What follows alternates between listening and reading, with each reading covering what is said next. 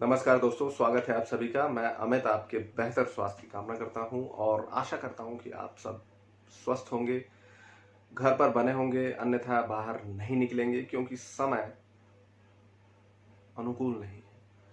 क्योंकि 40-45 नहीं बल्कि लगभग 50,000 केसेस कोरोना के हो चुके हैं और आप देखेंगे इसका जो शोर शराबा है वो तब तक रहेगा जब तक यूरोप और अमेरिका के देशों में कोरोना का प्रभाव रहेगा। आप इसे माने या नहीं माने, होगा यही। जैसे ही इन देशों में सब कुछ व्यवस्थित हो जाएगा, आप पाएंगे कोरोना इज नो मोर। यही होता आया है और आगे भी यही होगा। लेकिन अभी सिचुएशन गंभीर है। लगभग 50,000 हम छूने वाले हैं। हालांकि हमारी जितनी आबादी है उसमें गवर्नमेंट ने काफी हद तक कंट्रोल किया है। उसके लिए मैं हर सरकार, केंद्र सरकार, राज्य सरकारों का तहे दिल से धन्यवाद देना चाहूंगा। हालांकि इसका दूसरा पक्ष अगर आप देखेंगे तो ये भी देखेंगे कि हमारे यहाँ जो नंबर ऑफ टेस्ट्स हैं वो काफी कम किए गए हैं। इस वजह से भी कोरोना के केसेस कम नजर आ रहे हैं। खासतौर पे जो पिछड़े राज्य हैं,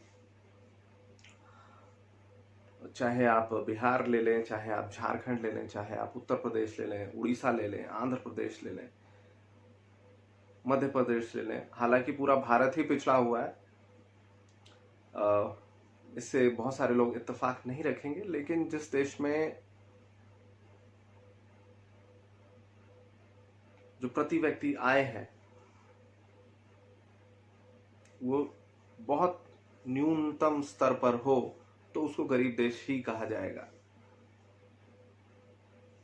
और बहुत ज्यादा डिस्पैरिटी है पैसों में। मैं उस और अभी नहीं विषय को लेकर जाना चाहूंगा। मैं सिर्फ आपका ध्यान आकर्षित करना चाहूंगा शराबों की बिक्री को लेकर। शराबों की बिक्री शुरू हुई प्रोफेशनली। देखिए, मैं योगा ट्रेनर हूं और लगभग फैब के बाद से हमारा जो सेंटर है द्वारका में वो बंद है। तो फैब, मार्च मान लेते हैं, मार्च, अप्रैल और ये मई, प्रॉबेबली शायद जून भी, इन 3-4 महीनों से किसी तरह की कोई आमदनी नहीं है। और आप जानते हैं कि दिल्ली जैसे शहर में सरवाइव करना बिना किसी इनकम के बहुत मुश्किल है। हालांकि मैं अपनी व्यथा को नहीं बताना चाह रहा हूं, मैं सिर्फ इतना कहना चाह रहा हूं कि अगर शराब की दुकानें खोली जा सकती हैं, अगर हजारों लोग लाइनों में लगकर शराब ले सकते हैं, तो कुछ चंद लोग योग करने क्यों नहीं आ सकते?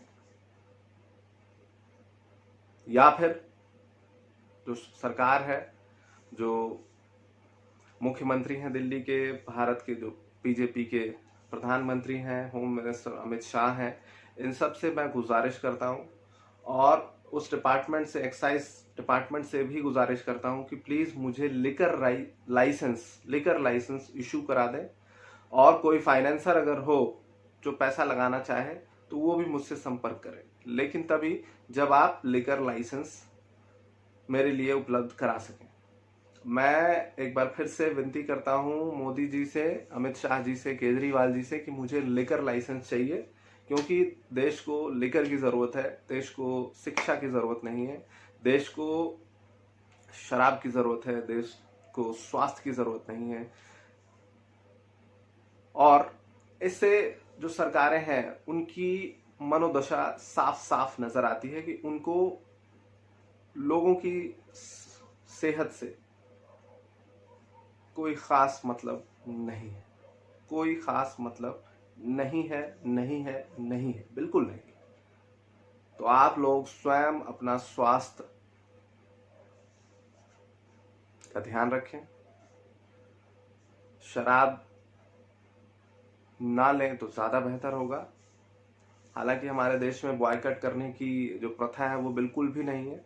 जिन चीजों को नहीं करना चाहिए हम लोग सबसे ज्यादा वही करते हैं। तो ये हमारी शायद आदत है, ये हम खून में डेवलप कर चुके हैं, पता नहीं क्या है, लेकिन यही पाया है मैंने अभी तक, अपने बचपन से जो देखा है वो यही देखा है। तो एक बार फिर से जाते जाते मोदी, केजरीवाल, अमित शाह और जो एक्साइज मिनिस्टर होंगे, मुझे वो या कॉमर्स मिनिस्टर जो हों, उन सब से रिक्वेस्ट करता हूं कि मुझे आप लिकर लाइसेंस अलॉट कराएं please, and a financer as well. Thank you so much, धन्यवाद। घर पर नहीं भी रहेंगे तो भी कोई दिक्कत नहीं है, सरकार चाहती नहीं है कि आप घर पर रहें, लेकिन अपना ध्यान जरूर रखें। रहेंगे तो ज्यादा अच्छा है, घर पर बने रहें, सुरक्षित रहें। घर पे रहेंगे तो शायद सुरक्षित रहेंगे, बाहर जाने के बाद कोई गारंटी नहीं। धन्यवाद, जय हिंद।